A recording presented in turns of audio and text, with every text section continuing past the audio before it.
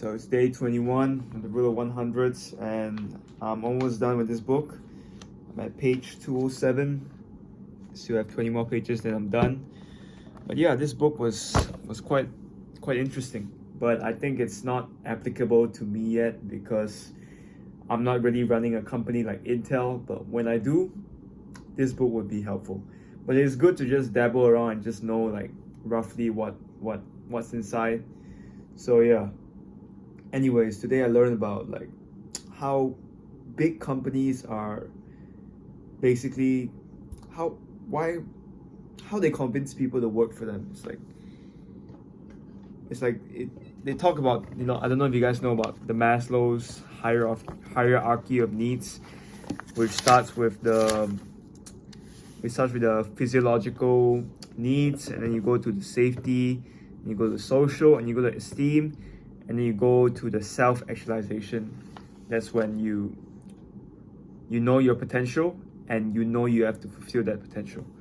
But yeah, like most people when they start working, they're just looking for like money, security, like just to feed their family. Like that's the lowest one.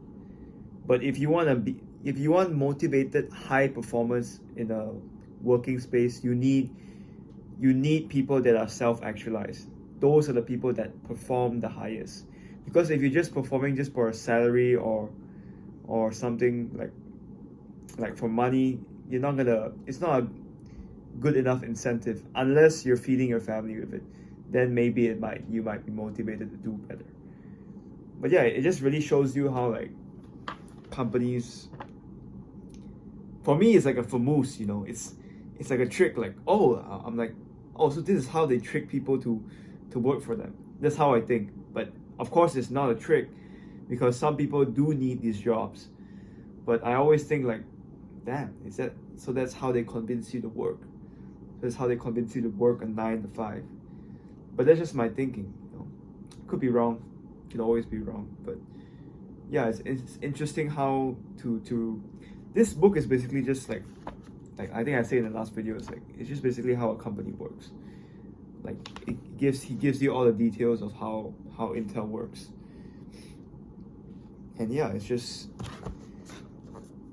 Maslow's hierarchy of needs, and then how you get leverage from managing people. Like teaching, when you teach, you get a lot of leverage because you're basically teaching someone to replace you. So you have you don't have to do it anymore, and the person can just do it for you.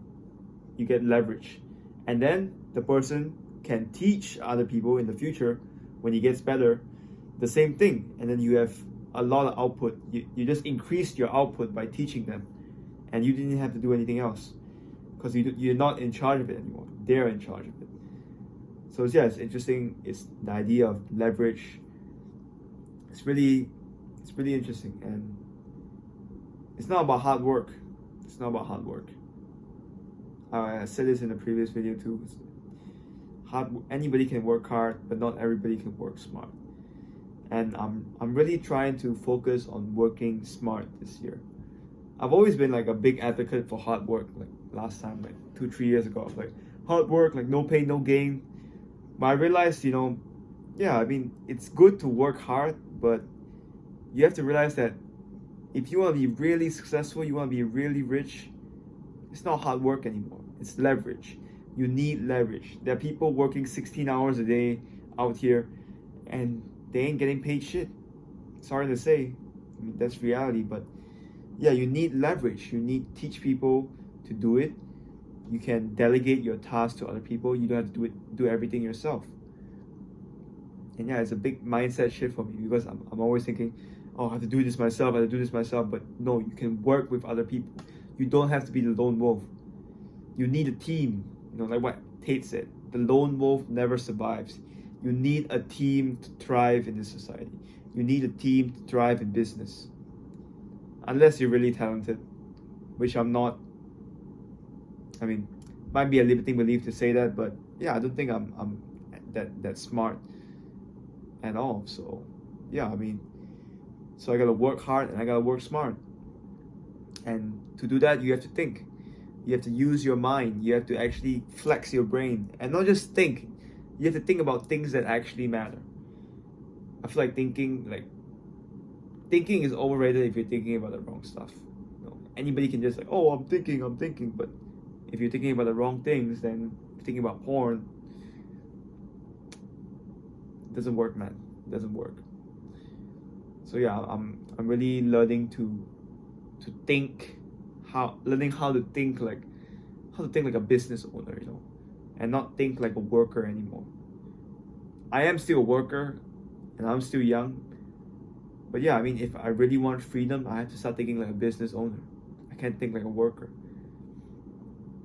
Luke Baumer said, he said it best. There's a working class and a ruling class. Which one do you want to be? I mean, if I have the chance, of course, I'm going to be the ruling class. But yeah, I understand that some people, Bangladesh or Pakistan or Africa, they don't have the choice. And yeah, it's unfortunate. Some people have to work their whole lives, and I respect them wholeheartedly. I respect them a lot. But I just won't do that. If I could, I'll definitely choose a path where I can be a business owner. But that means, of course, I have to treat them well, of course, as a boss, as a business owner. I have to treat my workers well. And yeah, that's a very big responsibility as well. Everything's being boss is so good. No, you have to know how to treat your workers right. You have to know how to align their incentives with yours. You have to actually be a good boss. You have to be an employer. Like these people, they're working for you. You have to appreciate them. Let them know that they're appreciated. Maybe up their salary, or maybe have good culture, good cultural values. If your company has good cultural values, then yeah, some people would stay. It's not just about the money. Like for my company, they pay pretty well, but there are places that offer better, but hey, they have good cultural values, and yeah, that's why I'm sticking with them. It's the values, it's the people there. The people there are fun, the people there are always joking, and they're very, very nice to me, and I appreciate that. And yeah, that's how a company keeps you. But yeah, I'm still learning. But this book is really helpful. But I think probably not the right time for me to read this, since I'm still new to the idea. But maybe a few months from now, 1 year from now, I'll read it again. Maybe I'll have a better idea. But yeah, this book was amazing. This book was good. And yeah, I think that's enough for day 21. And yeah, I'll see you guys tomorrow.